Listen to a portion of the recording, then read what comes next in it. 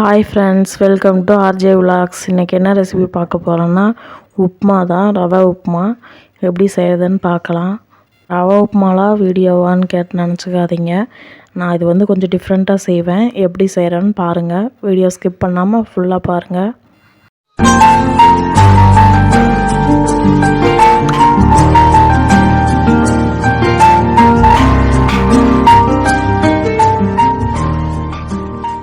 இதுக்கு தேவையான பொருள் பார்க்கலாம். பெரிய வெங்காயம் வந்து ஒரு அரை வெங்காயம் எடுத்திருக்கேன். 2 வரமிளகா, கருவேப்பிலை ஒரு கொத்து, கொத்தமல்லி தழை கொஞ்சம். ஃபஸ்ட்டு வந்து ரவையை வந்து நம்ம வறுத்துக்கலாம். ஒரு 100 கிராம் ரவை வந்து நான் போட்டிருக்கேன். ரவையை வந்து ஃபஸ்ட் நல்லா வறுத்து எடுத்து வச்சுக்கோங்க.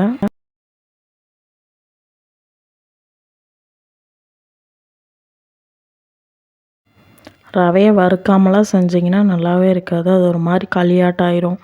ஒரு மாதிரி பச்சை வாசம் அடிக்கிற மாதிரியே இருக்கும். நானும் நிறைய டைம் அது மாதிரி பண்ணியிருக்கேன். நல்லாவே இல்லை.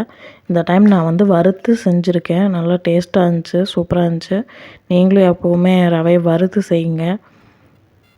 கடையெல்லாம் வந்து ரோஸ்டட் ரவான்னு தான் போட்டிருப்பாங்க. நம்ம அதையும் வறுக்கணும். வறுத்து தான் செய்யணும். வறுத்ததுக்கப்புறம் தான் செய்யணும். அப்போ தான் நல்லாயிருக்கும். அவ்வளோதான், இப்போ வறுத்தாச்சு. வேறு பிளேட்டுக்கு மாற்றிட்டு எப்படி உப்புமா செய்கிறதுன்னு பார்க்கலாம். ஃபஸ்ட்டு வந்து எண்ணெய் ஊற்றிக்கோங்க. ஒரு 1/4 ஸ்பூன் இல்லை அரை ஸ்பூனுக்கு கடுகு போட்டுக்கோங்க. 1/4 ஸ்பூன் போட்டுக்கோங்க, கரெக்டாக இருக்கும். நிறையா இருந்தாலும் நல்லா இருக்காது கடுகு. அதில் வந்து ஒரு ஸ்பூன் இல்லை அரை ஸ்பூன் வந்து கடலைப்பருப்பு போட்டுக்கோங்க. கடலைப்பருப்பு கொஞ்சம் இதில் ரோஸ்ட் ஆகட்டும். அப்போ தான் சாப்பிடும் போது நல்லாயிருக்கும், டேஸ்ட்டாக இருக்கும்.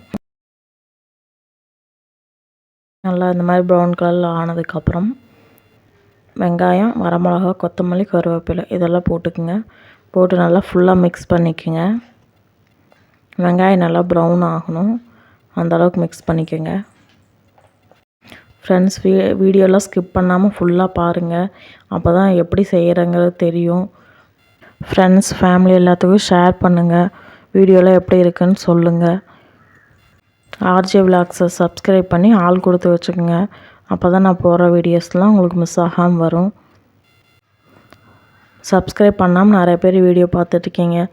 சப்ஸ்கிரைப் பண்ணிவிட்டு பாருங்கள். வீடியோ எப்படி இருக்குன்னு சொல்லுங்கள். அவ்வளோதான், வெங்காயம் நல்லா ப்ரௌன் கலரில் வந்துருச்சு. அடுத்து வந்து நம்ம தண்ணி ஊற்றிக்கலாம். நான் 1 கிளாஸ் வந்து ரவை எடுத்திருக்கேன். அதுக்கு 2 கிளாஸ் வந்து தண்ணி ஊற்றிக்கிறேன்.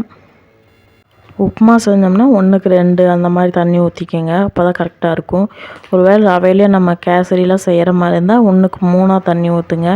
அப்போ தான் கேசரி வந்து நல்லா இருக்கும். தண்ணி நல்லா கொதிக்கட்டும். கொதித்ததுக்கப்புறமேல நம்ம ரவை போடலாம். நான் டிஃப்ரெண்ட்டாக ஒன்று போடுவேன்னு சொன்னேன்ல, அது இந்த பவுடர் தான். சிக்கன் மசாலா தூள் தான் நான் போடுவேன். இதோட டேஸ்ட் நல்லாயிருக்கும். உப்புமாலாம் பிடிக்காதவங்க கூட இந்த மாதிரி நம்ம செஞ்சு கொடுத்தா நல்லா சாப்பிடுவாங்க. மசாலா ஐட்டமாக சாப்பிட்றவங்களாம் இருக்காங்கள்ல, அந்த மாதிரி இருக்கவங்களாம் அந்த மாதிரி உப்புமாலாம் சாப்பிடவே மாட்டாங்க, தொடவே மாட்டாங்க. இதெல்லாம் அவங்களுக்குலாம் இந்த மாதிரி சிக்கன் மசாலா தூள் போட்டு கொடுத்தீங்கன்னா நல்லா சாப்பிடுவாங்க.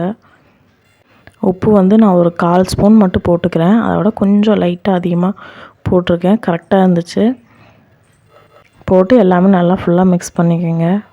சிக்கன் மசாலா தூள் நான் வந்து ஒரு அரை ஸ்பூன் தான் போட்டிருக்கேன் 100 கிராம் ரவைக்கு.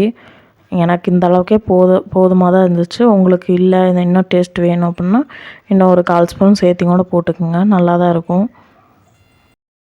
தண்ணி இப்போ நல்லா கொதிக்க ஆரம்பிச்சிருச்சு. இந்த மாதிரி கொதிக்கிற ஸ்டேஜில் நம்ம ரவையை போட்டுக்கலாம். ரவை வந்து கொஞ்சம் கொஞ்சமாக போட்டு மிக்ஸ் பண்ணுங்கள். மொத்தமாக போட்டு மிக்ஸ் பண்ணிட்டிங்கன்னா கட்டியாயிரும். அதனால் கொஞ்சம் கொஞ்சமாக ரவையை போட்டு மிக்ஸ் பண்ணுங்கள்.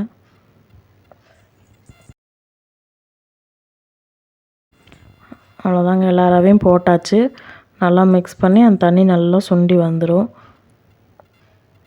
பாத்திரத்துலேயே ரவை ஒட்டாமல் அப்படியே உருண்டு வர மாதிரி இருக்கும். அந்த ஸ்டேஜில் வந்து ஆஃப் பண்ணிடுங்க.